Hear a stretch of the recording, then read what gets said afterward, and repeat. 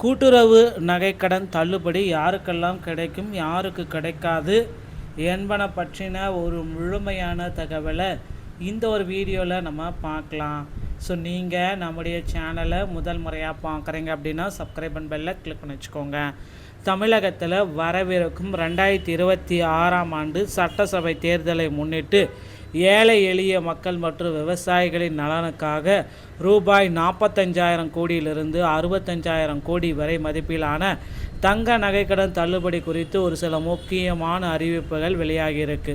இது குறித்த தகவல்கள் அறிவிப்புகள் வெளியாகி இந்த திட்டத்தின் கீழ் பயன்பெற விரும்புவோரின் அடமான நகைகள் 5 சவரன் அல்லது 40 கிராமுக்குள் இருக்க வேண்டும் என்பதுடன் அவர்கள் குறிப்பிட்ட 8 பொதுத்துறை வங்கிகளின் கடன் பெற்றிருக்க வேண்டும். தகுதியுள்ள பயனாளர்களின் பட்டியல் இலங்கை தமிழர்கள், மறுவாழ் முகாம்களில் வசிப்பவர்கள், அரசு ஓய்வூதியர்கள் ஆகியோரும் சேர்க்கப்பட்டுள்ளனர். இருப்பினும் அரசு ஊழியர்கள், கூட்டுறவு சங்க பணியாளர்கள் மற்றும் பிற மாநில ரேஷன் கார்டு வைத்திருப்பவர்களுக்கு இந்த சலுகை பொருந்தாது என தெரிவிக்கப்பட்டுள்ளது. ஆதார் மற்றும் ரேஷன் அட்டை விவரங்களை சரியாக வழங்கியவர்களுக்கு மட்டுமே இந்த தள்ளுபடி உறுதி செய்வதோடு இதற்கான அதிகாரப்பூர்வ அரசாணை விரைவில் வங்கிகளுக்கு அனுப்பப்பட உள்ளது. திட்டம் குறித்த விரிவான தகவலை இப்போ நம்ம பார்க்கலாம். கூட்டுறவு நகைக்கடன் தள்ளுபடி என்பது என்ன, அனைவருக்குமே நகைக்கடன் தள்ளுபடி செய்யப்படுமா அப்படின்ட்டு எல்லாருமே கேட்குறீங்க.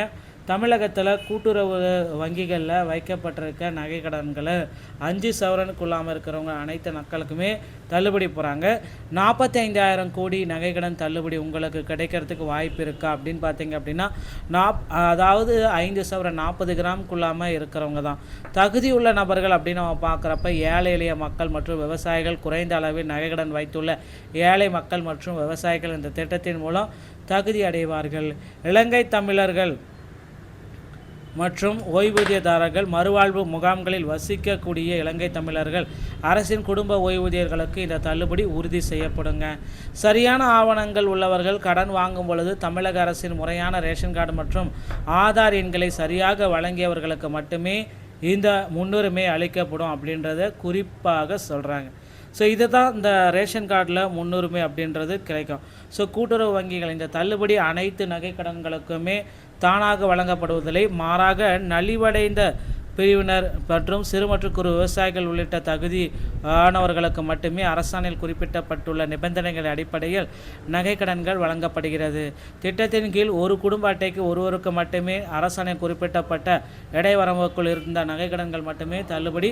தகுதியற்றவர்கள் யாருக்கு தள்ளுபடி கிடைக்காது அப்படின்னு பார்த்தீங்கன்னா 40 கிராமிற்கு மேல் உள்ள வைத்திருக்கும், அதாவது 5 சவரன் அல்லது 40 கிராமிற்கு அதிகமாக வைத்திருக்கும் நகைக்கடன் நபர்களுக்கு தள்ளுபடி பொருந்தாது.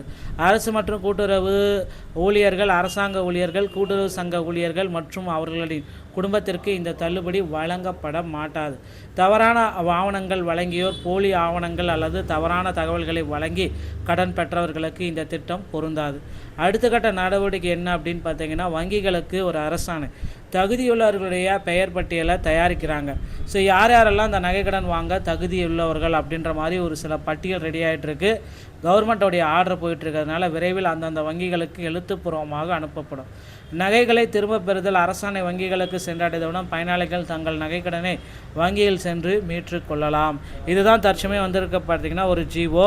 இதன் அடிப்படையில் தான் நகைக்கடன் தள்ளுபடி. ஸோ நீங்கள் இப்போ நகைக்கடன் வாங்கினா தள்ளுபடி கிடைக்குமா அப்படின்னு கேட்கலாம். ஸோ அதாவது இந்த மார்ச் மாதம் 31ஆம் தேதிக்கு முன்னாடி நகைக்கடன் வாங்கினீங்க அப்படின்னா உங்களுடைய பெயர்கள் அனைத்துமே தள்ளுபடி பட்டியலில் அடங்கிவிடும்.